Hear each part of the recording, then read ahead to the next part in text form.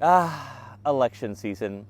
That magical time every few years when we all get together to choose who should run the country. By conducting a group Excel project, cross-referencing 3 vote-splitting websites, a blog post from 2017, and some guy named Brent on Reddit, all to figure out how to vote for the party that is statistically least likely to not lose, while accidentally helping the party you hate win by slightly less. Canadian democracy. It's Sudoku with consequences.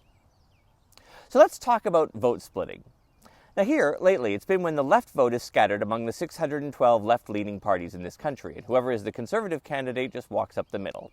It's like 3 friends arguing over pizza. 2 want pepperoni and 2 want Hawaiian, and somehow you all get stuck with gluten-free vegan crust and existential regret. But let's be clear. Vote splitting is not a bug in our system. It is the system. It's the fine print on the ballot. Now, some people think that the left-wing party should just merge. One candidate to represent everyone from eco-socialists to moderate centrists. And what could possibly go wrong when you combine vegans with pipeline pragmatists and tax the rich poets all in the same campaign bus together? So what's been our solution so far? Well, strategic voting. Casting your ballot not for the candidate you support, but for the one most likely to beat the candidate you fear. It's more like political Tinder than democracy.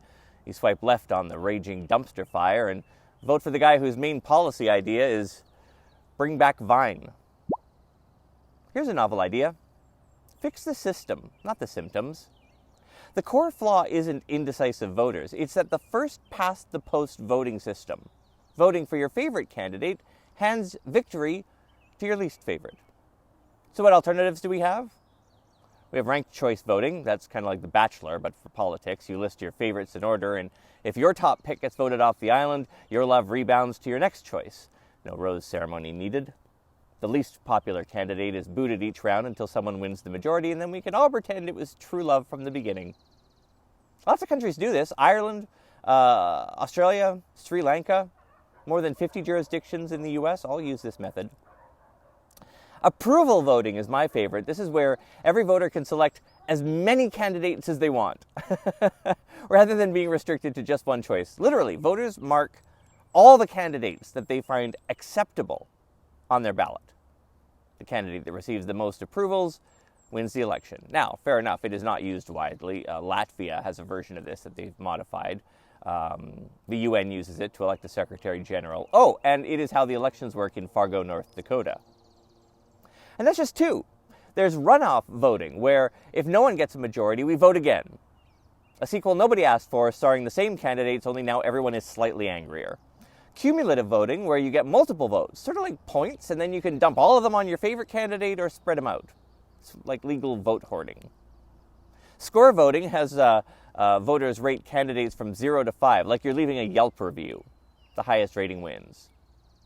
There's the single transferable vote. Voters rank candidates, and if their number 1 has no chance or has too many votes, then their ballot gets redistributed. And like a million more different systems.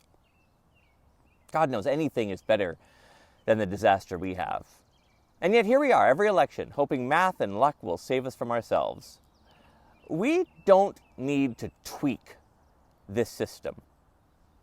We need to throw it in the ditch and light it on fire.